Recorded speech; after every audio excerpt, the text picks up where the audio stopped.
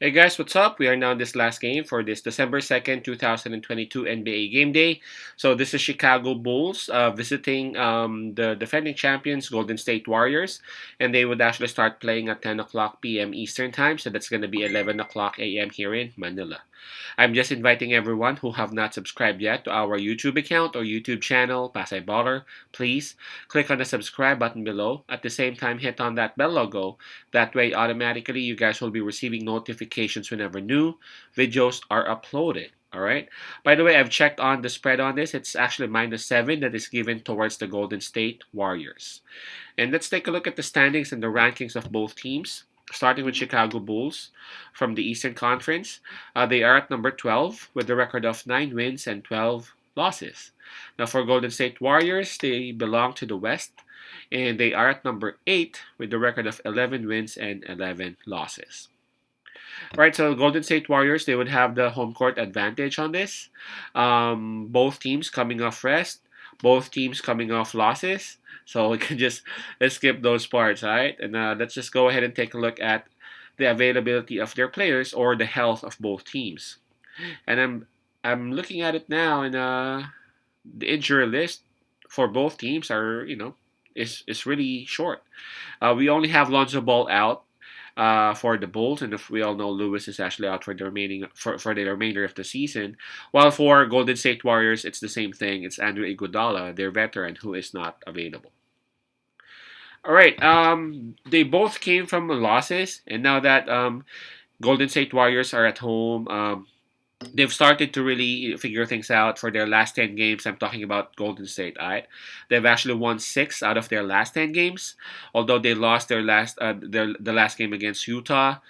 There were a lot of traveling violations called against Stephen Curry. I think Golden State Warriors, they're starting to get the groove and the rhythm as as they were doing last year. Of course, their or last season. Of course, there's a lot of improvements to be done, but they're looking better, way better than how they were earlier in the season.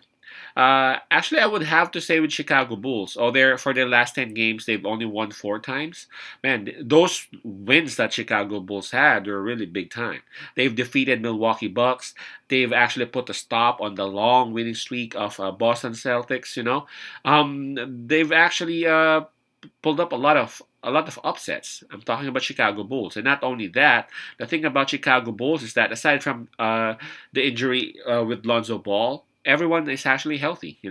Lavine is available, DeRozan is available. Their big is right there.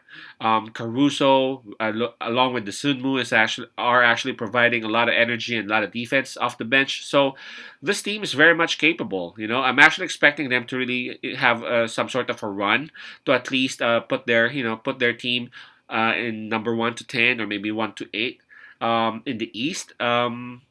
Maybe just give them maybe 10 or 15 more games, and if you would take a look at the standings, you would see Chicago Bulls, way higher up there. Um, Against Golden State Warriors, this one's tough, man. But I'm gonna side with Golden State Warriors. I'm not gonna use Chicago Bulls last game as my basis. Of course, if you take a look at it, Phoenix Suns actually took care of Chicago Bulls. It was like, I don't know, it was like a 19-point win by Phoenix Suns. But you have to admit, Phoenix Suns is definitely way better than Golden State Warriors right now. Let's talk about forms, right? Not the actual team. Phoenix Suns, they're way better. They are on groove. They are actually the best in the West right now, unlike Golden State Warriors, who are somewhere around 11, number 10, right? So it's going to be a different story. It's going to be a different game right now. I think Chicago Bulls would actually keep it close. I'm not sure about them grabbing the win, but the 7 point spread, I feel like that's actually something that DeRozan, Lavine, and the rest of their bench players can actually cover. So my pick on this one would be Chicago Bulls with a +7 on it. I'm not gonna sleep on the possibility that Chicago Bulls might actually win this one upright, but that's not where I'm putting my money at. Again, let's put our money on Chicago +7, Bulls +7. Peace out, pass I love, and God bless.